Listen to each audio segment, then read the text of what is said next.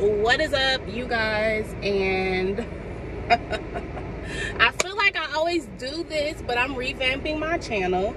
And today we're going to be talking about basically breaking away from just people and family in general, honestly, in just certain situations that don't serve you. Because I was having a conversation with my friend this morning, and we started talking about like family, and I was just like, oh, like I really don't feel like going home. So I just want to dive into that. So if you are here for some girl on girl conversation and you would like to tell me your opinion, comment down below. Tell me what else you guys want to talk about. But honestly, I just want to talk about just a little bit of everything. So I'm a talker, I like to talk, so let's talk. So this is my channel, Girl Let's Talk, and we're doing car chronicles because yeah, I feel like car chronicles is the vibe. We are in the summertime, the sun is always shining, so why not do some car chronicles, period. So now that we're doing car chronicles, let's talk about breaking away in the locus of control. And yeah, let's talk about all of it. Breaking away from grief, family trauma, family issues, people in general, trauma bonds, everything. Let's just talk about it, right? So as you guys know, I'm a Cancer, right? And if you're not into astrology signs, oh well. But if you are, hey girl, hey. And being a Cancer, I have found that like we are very empathetic towards people. I'm not empathetic to the point to where if like I feel like, so if I feel okay, I know how to remove myself from the situation to a certain extent. So I used to have friends who were so empathetic that they couldn't even move past their feelings because it just affected them so much. So like if you would tell them something bad's happening to you, that they feel like it was happening to them, which I think is a beautiful thing. But I'm not as deep into it. I know how to kind of remove myself out of the situation, actually look at the full picture. And that's why, honestly, when it comes to like giving people advice, I'm always the person to go to, because for one, I'm not going to judge you. For two, I'm not going to hold it against you either. So like if you tell me some stuff and I'm like, girl, I would never do that, but girl, like you're my friend, so like if you want to get back with that person, or if you want to do this, if you want to do that, go ahead, as long as you're safe, you're good, type of thing. I try to have a level head, because I feel like when people are in relationships and people are going through life things, the last thing that they need if they're stressed out is for you to hold things against them. I think it's wrong, and I think that you need to learn how to let stuff go and just keep moving. But that's just me, right? So I say all that to say, breaking away from family issues. We're gonna talk about that first. So you guys, I am a sterile processing tech, and I recently just took a contract open here in Ohio. I'm not gonna tell you what part, but yeah, like okay, so basically a couple of months, like I'm not gonna say a couple months on, but maybe like a year ago at this point, like when I turned 25, my life changed.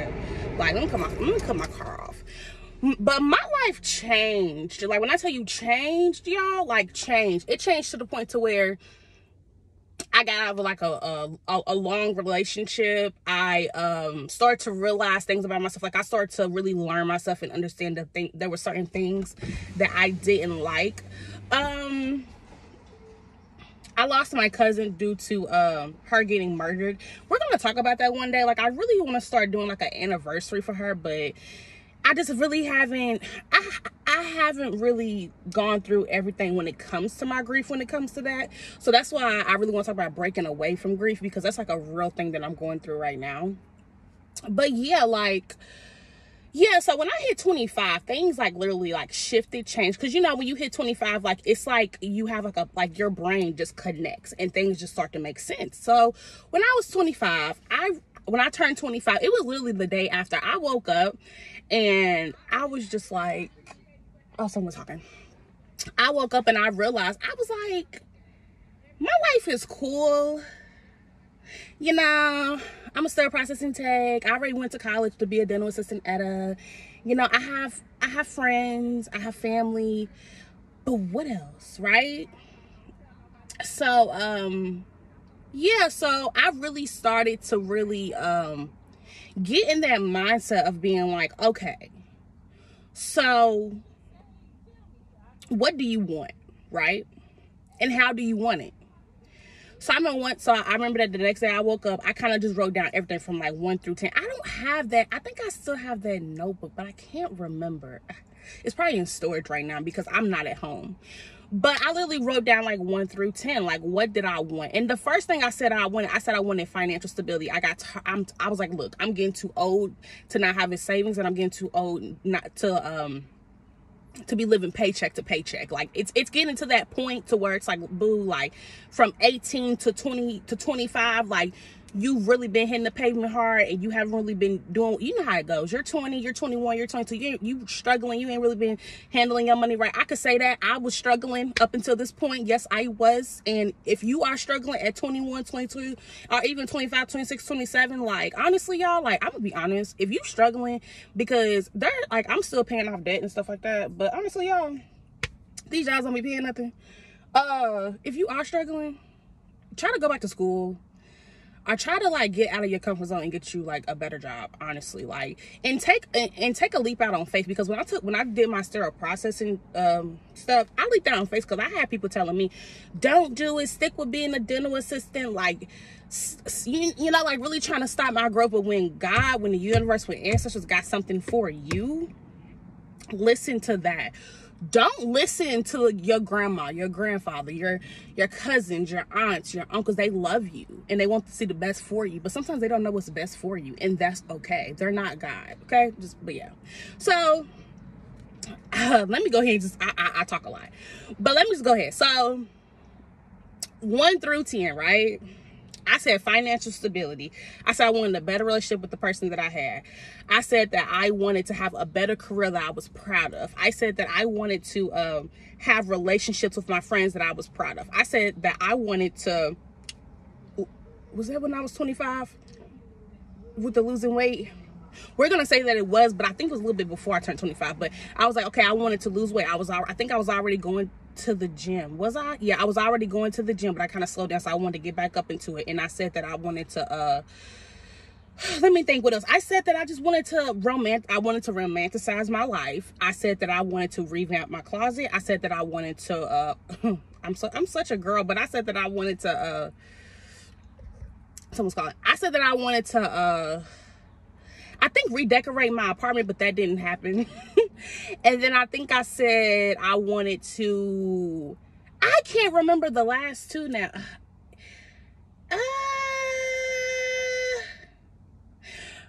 I said that I wanted to work in relationships with my family.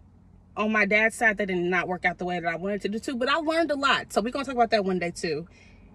And then I think I said that I just want, honestly, let's just wrap it up to saying I just wanted to live life to the fullest. Like I wanted it to be like a, I wanted it to be a beautiful thing. Like I wanted to have a beautiful life. You get what I mean? Like I wanted it to be like a, now I know every day is not going to be perfect. And I know every day is not going to be sunshines and rainbows and pixie dust and pink stickers and stuff like that. I understand that. But I want to have a life that I'm proud of with people that I am proud of. Okay. So when I started really thinking about breaking away from all these different things that did not serve me, like breaking away from family relationships that I felt like was toxic towards me, breaking away from grief, breaking away from just my eating disorder and my body dysmorphia and my depression and this and that, like I really wanted it to be I wanted to be a shade that I was proud of, that I can envision in my head and be like, you know what, you are that girl. That's all I wanted to say to myself. I wanted to be able to look in the mirror and be like, you know what, girl, you that girl. Like, you are something to be proud of. You are amazing. You are talented. You are smart. You are multifaceted. You're a jack of all trades. Yeah, I wanted that for myself. And not so people could idolize me. I wanted that because I just wanted to be proud of myself. I wanted to genuinely be proud of myself. I wanted to genuinely live a life that I was proud of. So with all that happening at 25, and I know this video is gonna be choppy. I haven't recorded myself in a minute, but you guys are gonna get the gist in the end, okay? So yeah, like I know when I hit 25, it's just everything changed. And I started getting closer to God and my ancestors. I started praying every day. I started going to the gym, drinking my gallon of water, like really doing the things that I felt like, okay, like, you know, like you got your life together, and okay, like, you know, you're busy, but at the same time, like you're making all these beautiful networking connections, and you're making all these business plans. Like I wanted to have a candle company, and I still do. Like I still have my candle page much up. But like, I wanted to have a candle company, and I wanted to have my esthetician business, and I wanted to invest money into like real estate, and I wanted to travel with my sterile processing for a little bit, and I wanted to pay off all my debt and own a house and really own an estate. I wanted to just be successful and just love life. So, but the problem with that, and I'm gonna be honest with you, if people don't see the vision of what you want, you're gonna have a lot of pushback. And one of the things that I'm gonna say when it comes to breaking away from all these different things is you have to break away from expectations of what people put onto you. And a lot of times we live in this bubble, we live in this box of thinking that, okay, well, I'm this for my family, right? Like for me, instance, I'm young. I'm the oldest grandchild, but I'm young. I'm 25, right? And I feel like from the age of 6 to like and still to this day, I feel like I've always been like the matriarch of the family. And I remember I had a cousin tell me before, and he's like 30 something. Like he told me, he was like, yeah, like, you know, like you're the glue of the family. Like, you know, like when baby showers need to be put together, like I help when there's the family reunion. I plan the family reunion. Like I plan my aunt's wedding. Like I babysit the kids. I give money to, like, you know, just different things, and I do so much to the point where I fell into a role that I wasn't happy with, that I was depressed in, that I wanted more. And I'm telling anybody out there that's listening to this right now, it's okay to want more, and it's okay to change your mind. And I feel like we live in this society where it's like they feel like from birth you need to have everything figured out, and baby, that's not the reality. That's not the case. Sometimes you gotta go through some shit, and sometimes you have to break away from certain shit. And I know I probably shouldn't be cussing, but oh well, you have to break away from the BS that you put onto yourself and the BS that other people put onto you. And it could be discouraging because sometimes when that road would get very lonely, okay? Especially when your back is against the wall, no one believes in you, and everyone just wants to sabotage everything that you do. It gets very lonely, and you have to have a strong anchor, I've heard someone say Lucas of control. I need to Google it to make sure I'm using that right. But yeah, you need to have a strong anchor within your core telling you it don't matter if your mama, your daddy, your kids, your godmama, your goddaddy, your cousin, your grandparents, your great-grandparents, it don't matter who your partner, it don't matter who's against you, it don't matter what people are saying. You need to have that strength to just keep going. And people will come around, you know. And I think that a lot of times too, especially in my case, I think a lot of times I baby people a lot, and I give people 1,001 chances, especially when it's like family, friends, everybody. Honestly, I give everybody 1,001. Like if I have love for you, if I like you, if I feel like there's something about you, like I would really, really try to like be there for you, and just, I don't know, because I just feel like for a long time, like I feel like I didn't really have anybody there fighting for me. Even I feel like as a child, when it came to certain things, I didn't have people fight for me, and I know how that feels. And I feel like, you know, that's one of my qualities about me, is that, you know, I'm very nurturing. I'm very mothering or whatever. And I just feel like a lot of people, especially like in my family, they started to just be like, all right, well, that's just what she does, like, you know, like let her do it. Like, and I realized, like, when I turned 25, like it was like I had to continue to choose myself every single day when I woke up. And if you're going through this, or you're about to go through this, like, just like I said, keep going. But when you start saying, okay, I want to go to the gym every morning at 6 a.m. Okay, cool, do that. When you're saying, okay, I'm gonna get me a nutritionist, and I'm gonna start eating healthy every single, so I'm a meal prep on Sundays and have that time for myself and rewind and just chill and do that. Okay, and clean the house. Okay, cool. That's another thing you could do for yourself. Do that. And then it's like, okay, then you could be like, and then when you're like, oh, you know what? Like, I want to start doing doing different things. Like I want to try going horseback ride. I want to do a helicopter ride. Those are things that I actually want to do. So that's why I popped up in my head just telling you.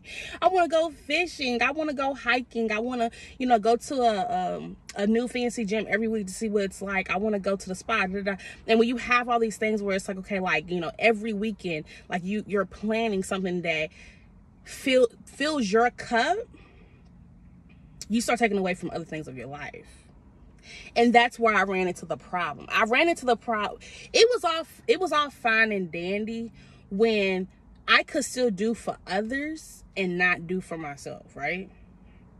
But when it came to the point to where it was like, okay, ring, Deshae, like, tomorrow can you do this for me? Or can you take me grocery shopping? And I'm just like, usually I would say yes, right? But then I'm like, oh shoot, I can't say yes today because I have a gym appointment with my personal trainer that I paid her $45 for. And if I miss it, it's non-refundable and I can't reschedule.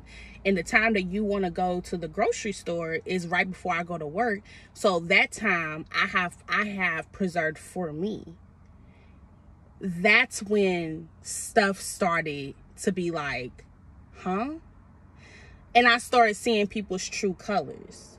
And it hurt my feelings, honestly, because I was like, dang, all the stuff that I done did for y'all, and y'all can't even let me have this for me to do this, and I can't do this. And it was like, I felt so just, I felt so suffocated. Like, I felt like, well, damn, like, so I'm gonna have to choose between me and this and that and the things that, but then it was like, well, you know, because in the relationship that I was in at that time, it was just like, okay, well, because I remember even that person said it was like, well, why can't it just be like how it used to be? And then I remember I started thinking, and I was like, well, how it used to be was I was neglecting myself and I was overweight and I was depressed and I was fat, but I was doing everything to make everybody else happy. So everybody else was happy off the expense of me. And when I look at pictures of me back then, like my face looked like it was fat looked like it was breaking out of my face. I ain't even gonna show y'all them pictures, honey. I'm trying to get my weight back down, but my face don't look like that. My face looked horrible. Like I look like, cause weight don't look good on me cause I'm so short. So it's like, yeah, like when that started happening, I started to realize I was just like, this isn't working for me. Like none of this is working for me. And I feel like the closer I got with God, it was like family just started to just really deteriorate. And it made me so sad because it's like, I love my family. I love my friends. I love people. Like that's just like my thing. So when I realized that certain things was gonna have to get cut and rearranged and boundaries was gonna have to be set, that hurt my heart because I felt like, you know, I can't do 1,001 things and still be okay with me. I can't carry this help carry this family and carry myself. It's too many damn people in this family for me to be trying to be like, oh, well, you know, like I'm gonna do this for you and I'm gonna do this for me and I'm gonna da-da-da and I'm gonna da-da-da and I'm gonna da-da-da. And it's just like, it got to the point where I was just like, okay, so, and then to wrap out this up, wrap this section up with disconnecting like with family and like really just like freeing yourself from the burdens of family. It's gonna be hard in the beginning because everything you start is always gonna be difficult. Going back to the gym, it's always gonna be fun. It's always gonna be difficult because you're gonna be like, damn, like I'm really out of shape. And then as time goes, it gets easier and easier. And sometimes that's not true. And I'm gonna just be honest. We having girl talk, let's just be honest. The journey that I've had with breaking away from family and setting boundaries for myself and keeping it push your P. I like saying that.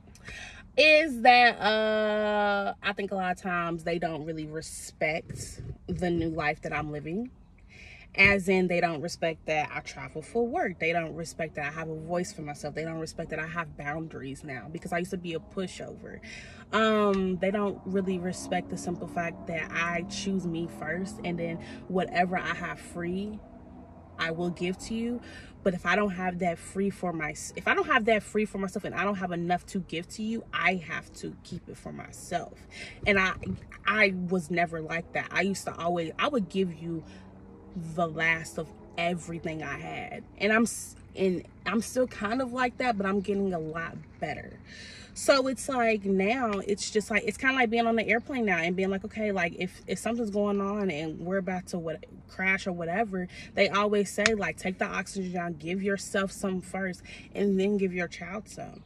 And it's like, and that's what you have to think about with life as well. At the end of the day, you have to pour into your cup first and then give to others. You can't be the opposite, because if there's only enough food for you and you give it to this person, how will you survive for the next day? And then you got to think about it too. When people expect you to do that, they might have food and they're not going to give it to you. So now they have double portion and you're over here starving. You're neglecting yourself and you can't move forward. So there comes a time in life where you have to revamp everything. And you have to break away from everything. And it's difficult. And some people may understand and some people may not. Some people may come around and some people probably will not. And sometimes you're going to sacrifice a lot of relationships. But one thing that I will say about it is that even though I've sacrificed relationships on my dad's side, even if I sacrificed relationships with my mom's side a little bit, I feel like I am the most complete I have ever been. And I'm the most happiest that I've ever been. And I'm the most freest that I've ever been. And it's like I'm really building a life that I enjoy and that I'm proud of. And that it comes to the point now, y'all, all I do is listen to music. There was a time, I gotta get my hair done. There was a time where all I did was watch vlogs and live through other people. And I'm not ashamed to say that, okay? And I loved me a good vlog. A vloggy vlog? Baby, yes. I loved it. I had Fatima, Francesca, Taja, Diera, so many just women that I loved. And not to say that I don't love them, but I don't watch vlogs anymore. The last time I watched a vlog was Diera's vlog when it first came out. Like I still watch her too. I haven't watched Taja in a good minute, maybe a year. Fatima, Francesca, I haven't watched her in forever, and that was my girl. And there's so much more to life than catering to people, to neglecting yourself, living on vicariously through the internet because you don't have a life. There's so much more to that. Like, go outside, touch some grass, touch the trees, explore, travel, do the things you want to do. And don't be afraid. Like, honestly, I'm gonna be so honest with y'all. When I came up here to Ohio, I had family trying to sabotage me not to come up here. Yeah, and I was struggling so bad with the job that I had. Like, I was making pretty good money, but they start cutting the hours. So I was trying to keep up with the bills. I was like not really newly single, but I was still trying to get my groove with that. I was really behind on bills. I lost my car. It got repoed. I'ma just be honest. Like, life fucking happens. Like, I'ma just be fucking honest. And I just felt like everything was just like weighing on me, and I just couldn't see a way out. And then plus I was grieving my cousin. So that was another thing that just really it was so much. And when I came up here, I had like $200 that my best friend gave me for like food and like, cause you get paid every week. Like, well, okay, this is how let's just say I just got paid every week, okay? I do get paid every week, but the first week, like, you gotta like wait a week, so you get paid. Your first check is like 2 weeks, and then you get paid every week. And then so, yeah, so came up here on a whim. I remember my grandparents, they were so upset with me. They're like, why are you, like, my granddad, he asked me, what are you running from? You can't take a risk like this. And I love my grandfather, you guys. Like, don't get it twisted. My granddad, he would do anything for me. Love him, love him, love him. And I know he loves me. But at the same time, he didn't understand why I needed to why I needed to travel with my job. He wanted me to stay at the job that I was at. He wanted me to continue to live in the life that I was living. And I didn't want to do that anymore. I got tired of it, okay? And, coming up here has been the best decision I have ever made. Ohio weird, especially the part that I'm in. These people weird. If you're from Ohio, I love you, boo. I love you, but y'all, y'all different. People say back at home, Louisville, I can say I'm from Louisville, Kentucky. We different, but y'all different too. So I guess we just all different together. It's okay. It's okay. It's okay. It's okay. But yeah, coming up here has been the best decision I've made. I made lifelong friends. Lifelong friends. We're going to Houston soon. Well, not really soon. We're going to like September. But it's like I've made lifelong friends. And I feel like these connections that I have are genuine connections to the point to where like we tell each other we love each other. And we go out every weekend. We spend way too much money. We spend way too much money, squad. And if y'all see this, y'all know what I'm talking about. We go out to eat every weekend. We be doing shit. We be getting cracking every weekend, and then we be going to the bar almost every day after work. Not every day after work. We ain't been to the bar in a minute, but y'all know what I'm saying. Like y'all, yeah. But we locked in, and I just met some great people up here to where I was like, I'm happy I took the leap and didn't think to anybody, because if I was still in Louisville, Kentucky doing what I was doing, and it's just living for my family, I would be so depressed. I would be so sad. So sad. So breaking away from family expectations. Cut the cord. Cut the cord and start telling people no. No is a complete sentence. You don't need to give nobody let me not cuss. You don't need to give nobody no excuse, especially when you pay your own bills and you helping people pay their own bills too. Okay? If you ain't paying your own bills, you still have a level of privacy that you deserve. Okay? So that's what I'm gonna say about that. Okay? And then let's talk about breaking away from grieving. Now, grieving is a harder one to break away from because so I'm gonna just tell you guys like a rundown of my cousin. My cousin was in an abusive relationship. She had 4 boys, and she had her last child by this man. I don't want to call her significant other because they was not married, but we just gonna call him Ick. So her and Ick was together, and they ended up breaking up. I think he had a drug issue, and I think my cousin was trying to break away, and he ended up shooting her in the neck and in the face, and he shot her 3rd child in the hand and arm, and he said that he was going to kill him. So like my cousin, he was in the backseat of the car with his mom, and then he shot my cousin. She fell out the car and she ended up losing her life. And then my little baby cousin, he was in the back seat. The guy actually got into the car and he turned around and he put the gun up to my cousin's head. And my cousin said that he felt like he heard a familiar voice, and he doesn't know, but he's a baby, he's 8. But I remember he did tell me, he was like, I felt like, something was talking to me, and it shot him in the hand, and then we can call it shot him in the hand and in the shoulder, and he ended up jumping out the car. He ended up driving away. He took his child that was in the car.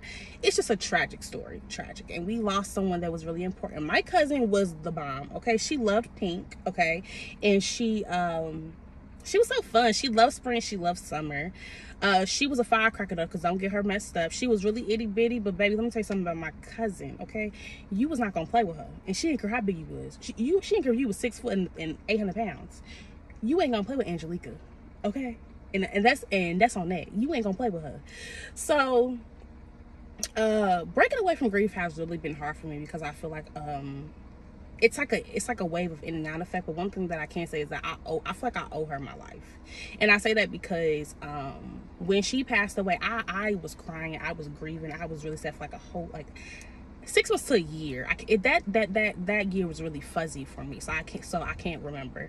But I remember the second year. Was it the second year? Yeah, it was like going into the second year. It's like we had like the 1-year anniversary, and I went to going into the second year.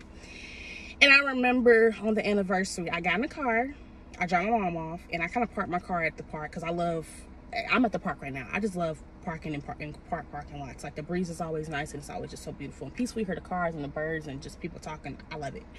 And I remember something in me said, you can't keep crying. And I'm a Cancer, y'all, so I will boo-hoo. And something in me said, she lost her life. And it's sad. because I'm really close with like my family and my cousins and stuff. Like, even though like we have like issues, we're a normal family, okay? In my family, we're extremely close because we're really small. So like my cousin was like my aunt, like my cousin to my mom was like her sister. So it's like we're very like locked in with each other. And I used to question God. I used to question my ancestors. I used to question just like everything. Like, you know, like why did she even start talking to him? What did she find in him? Like, girl, like why didn't you just leave? Why didn't you cut contact? You know, why did you get pregnant? Why did you do this? Why did you do that? And then I remember just thinking, well, Deshae, well, why did you do this? Why did you do that? Why did you make the decision that you made this morning? Well, why did you make the decision that you made last week, last year, last month? Why? And it made me realize that, for one, I can't judge, you know, and for two, she's gone, okay, and yes, the grieving is horrendous, and I feel like some days, like even talking about it, I feel like there is a sword in my chest. But then I realized, why don't you just bring her on with you? She's not here in flesh, and that's hard. But she still wanted to have life experiences, right? So, okay, that's like where my obsession from Pink came from. That's where me always wanting to try like new things, me wanting to have my business even more, have businesses, because she was like me. We were a lot alike. Like, she always had ideas for businesses and she would execute that shit. Like, she was just successful. Like, my cousin was just, she was just chef's kiss. And I feel like